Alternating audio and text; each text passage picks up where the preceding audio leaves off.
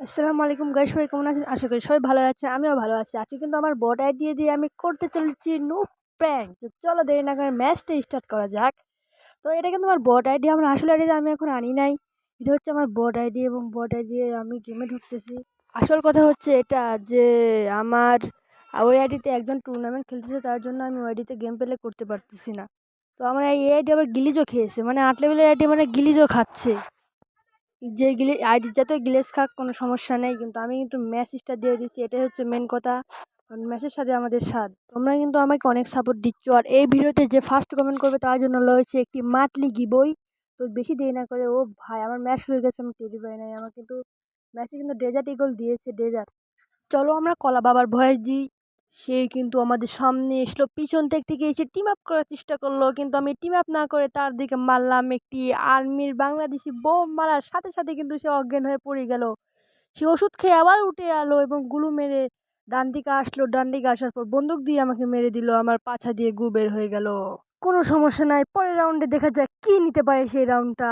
পরের রাউন্ডটা আবার আসলো এবং আমি একটি গ্রেনেড বোম ফেলে দিয়ে ডেজার্ট ইগল নিয়ে এতই পোস্ট নিচ্ছিলাম যেন আমি হচ্ছি পুরো বিশ্বের রাজা।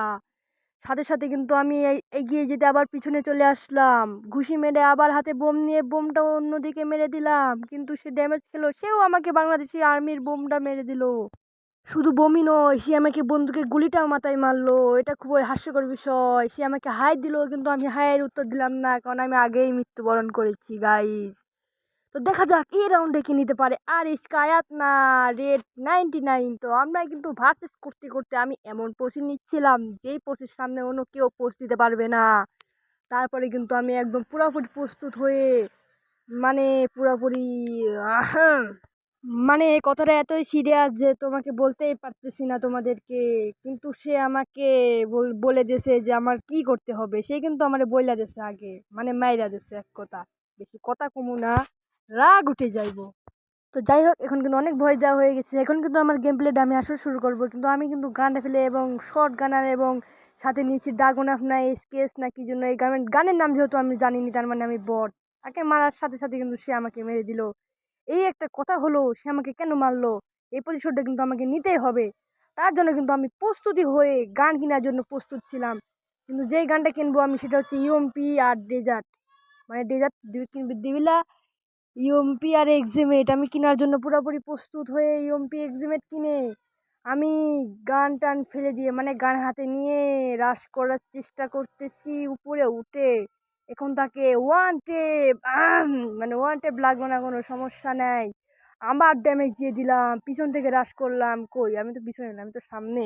যাই হোক, আমি যতই সামনে থাকুক আমি পিছন থেকে রাশ করবো, কেবার কই তোমরা খালি দেখো। ও কিন্তু আমার মারতে পারতেছে না, আমি ওরে মারতে পারতেছি না। ভাই আমি ওরে একটা হেডশট দিছি, ইয়ম্পি দিয়ে রাশ করতে, সে কিন্তু ডান দিক থেকে চার চারশো মেরে বের হয়ে গেল, মানে বাম দিক দিয়ে। পরে ইয়ম্পি মেলে একটি গুলু ফেলালাম, ইয়ম্পি মারিকে গুলি মারি একটি গুলু ফেলালাম। পরে আমি পিছন দিক থেকে রাশ করার চিন্তা ভাবনা করতেছিলাম, কিন্তু না, পিছন থেকে রাশ করে যাবে না, আমি হচ্ছি পুরো প্লেয়ার। আমি সামনের দিক থেকে রাশ করে তাকে মারলাম, কিন্তু সে মরলো না। আবার তাকে মারলাম, সে মরলো না। তার মানে এম এস আর লেওয়াই হবিলা, তার মানে তো দুঃখ।